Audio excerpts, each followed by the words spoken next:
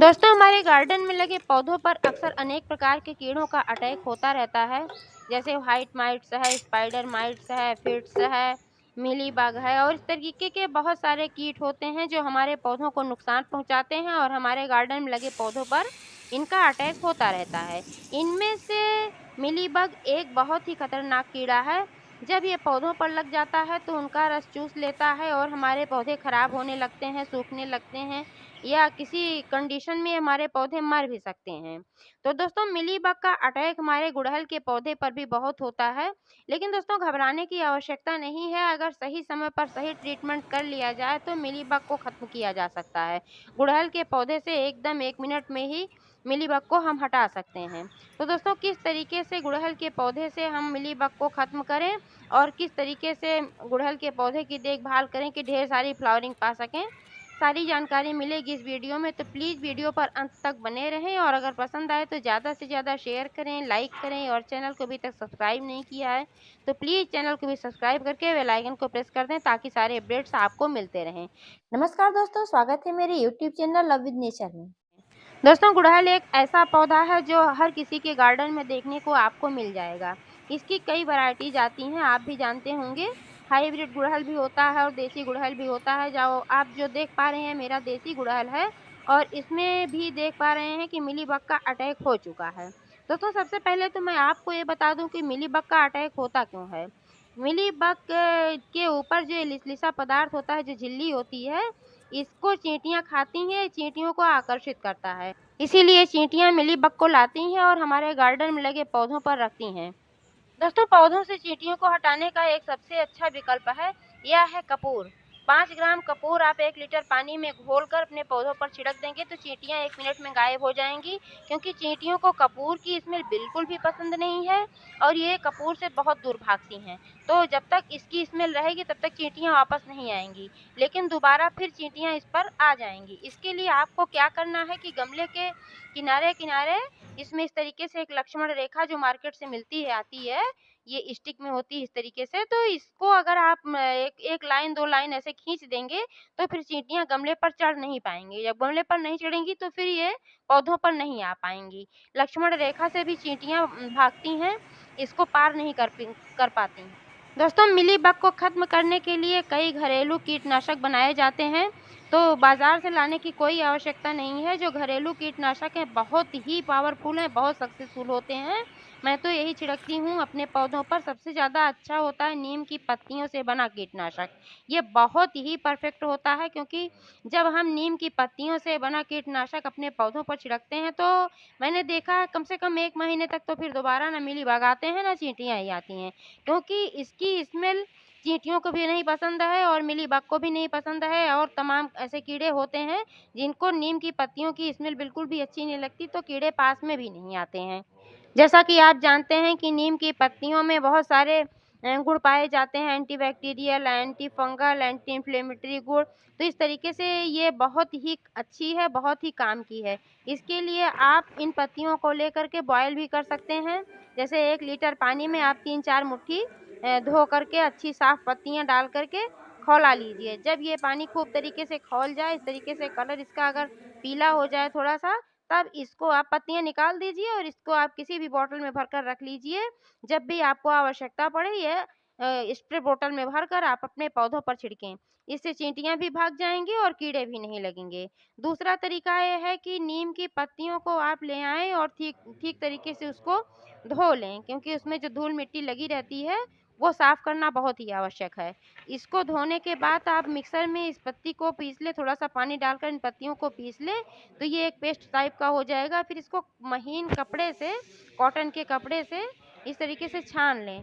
छान करके इसका रस निकाल लें, लेकिन इसको डायरेक्ट नहीं डालना है। डायरेक्ट डालेंगे तो फिर ज़्यादा हो जाएगा, तो इसलिए इसको क्या करना है कि इसमें और ढेर सारा पानी डालना है। ढेर सारा पानी डालने के बाद जब ये पतला हो जाएगा, ये घोल बहुत ही पतला घोल हो जाएगा, तब आप इसको स्प्रे बोतल में भरकर अपने पौधों पर छिड़कें। ये बहुत ही काम का है, बहुत ही अच्छा कीटनाशक है। लेकिन दोस्तों, आज मैं जो करने जा रही हूँ ये तो बहुत ही अच्छा है, मैंने किया है कई बार, क्योंकि इस बार मैं कुछ नया करने जा रही हूँ। नया क्या है, मैं कई बार करती हूँ लेकिन अक्सर मैं नीम की पत्तियों का ज़्यादा करती हूँ। इधर मेरे पास नीम की पत्तियाँ नहीं हैं तो मैं इसको कर रही हूँ, ये भी मैंने कई बार किया है, जो अभी मैं करने जा रही हूँ, इससे भी मिलीबग बहुत ही जल्दी भागते हैं। तो दोस्तों आप जो देख पा रहे हैं ये है वॉशिंग पाउडर, 1 चम्मच वॉशिंग पाउडर है और 1 चम्मच बेकिंग सोडा है। जो खाने के लिए खाना बनाने के लिए जो सोडा हम इस्तेमाल करते हैं तो ये हमारे किचन में मौजूद रहता है, कहीं से लाने की आवश्यकता नहीं है और बहुत ही सस्ती चीज़ है, बहुत ही कम पैसे में मिलता है। तो इसको लाने के लिए कोई बहुत महँगा बहुत ज़्यादा पैसा नहीं खर्च करने की ज़रूरत है। और वॉशिंग पाउडर भी हमारे घर में मौजूद ही रहता है, हम लोग कपड़े धोने के लिए इस्तेमाल करते हैं, घर में रखे रहते हैं।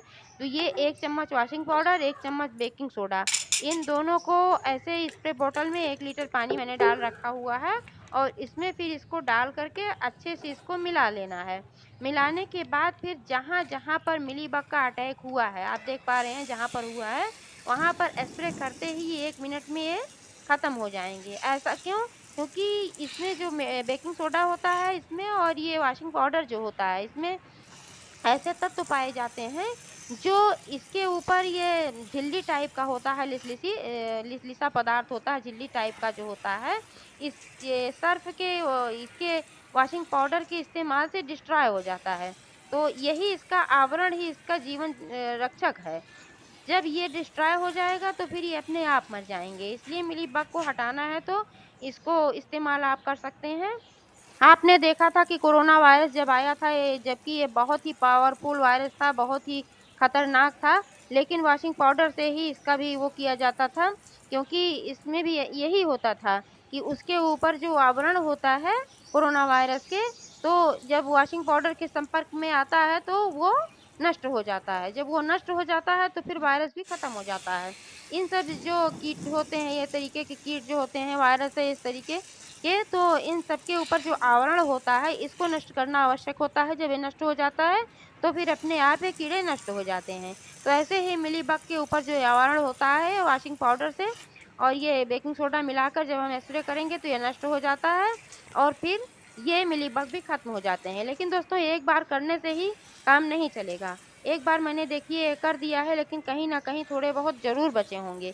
तो फिर इसको बार-बार लगातार कम से कम 4-5 दिन तक आपको ये प्रक्रिया दोहरानी है, तब जाकर कहीं आपके पौधों से सारे कीड़े खत्म हो जाएँगे।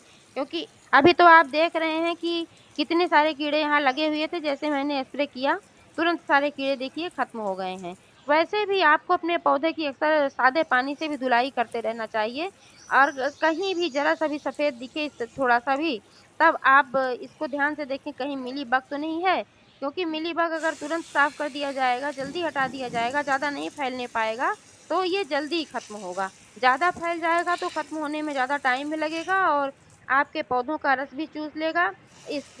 जब आपके पौधों का रस चूसता है, तो फिर पौधे मर जाते हैं, खराब हो जाते हैं, फ्लावरिंग नहीं कर पाते हैं, पीले पड़ जाते हैं, सूखने लगते हैं, तो इसलिए मिलीबग को हटाना बहुत ही आवश्यक होता है।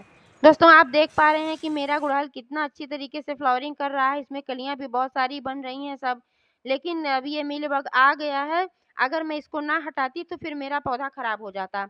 मैं ऐसे बीच-बीच में कीटनाशकों का छिड़काव करती रहती हूँ जो मैं घर पे बनाती हूँ, इसी से मेरे पौधे स्वस्थ रहते हैं और चलते रहते हैं। मेरा गुड़हल का पौधा 3-4 साल पुराना है, मैंने इसे इसी बाल्टी में लगाया हुआ है और मैंने कभी रिपोर्ट भी नहीं किया हुआ है, बस ऐसे ही लगाया हुआ है।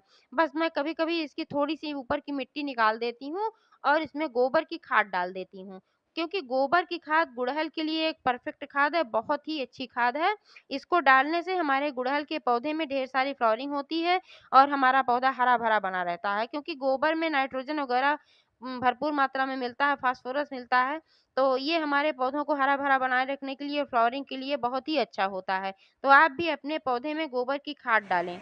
और धूप की बात करें तो कम से कम 5-6 घंटे की धूप तो चाहिए ही, अगर इतनी धूप नहीं मिल पाती है, गर्मी का सीज़न है तो कम से कम 2-3 घंटे तो आप इसको धूप में रख ही दें, तभी ये ठीक तरीके से फ्लावरिंग करेगा। आजकल गर्मी पड़ रही है और दिन भर पौधा धूप में रहता है तो मिट्टी भी जल्दी ड्राई होती है, इसलिए इसमें डेली पानी डालना है, लेकिन ओवर वाटरिंग नहीं करना है। इस बात का ध्यान रहे कि जितना पानी आप डालें जल निकासी वाली मिट्टी ही इसमें यूज़ करना है और इसमें जो होल होता है नीचे ड्रेनेज होल, इससे पानी निकल जाना चाहिए। बस मिट्टी में नमी बनी होनी चाहिए, मिट्टी दलदली नहीं होनी चाहिए।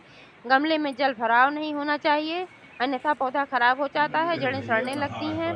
और जब जल भराव हो जाता है तो मिट्टी दलदली हो जाती है, तो जड़ों तक ऑक्सीजन भी नहीं पहुंचता है। जब जड़ों तक ऑक्सीजन नहीं पहुंचता है तो फिर पौधों तक भी ऑक्सीजन नहीं पहुंच पाता है और फिर पौधा इस कंडीशन में मरने लगता है। तो इसलिए पानी का भी ध्यान रखें, धूप का भी ध्यान रखें, और इस तरीके से कीट वगैरह जब आते हैं तो इनको भी हटाने की कोशिश करें। तो इस तरीके से आपका पौधा स्वस्थ रहेगा, अच्छा रहेगा और ढेर सारी फ्लावरिंग करेगा। फिर मिलेंगे एक नई जानकारी के साथ, तब तक के लिए धन्यवाद। दोस्तों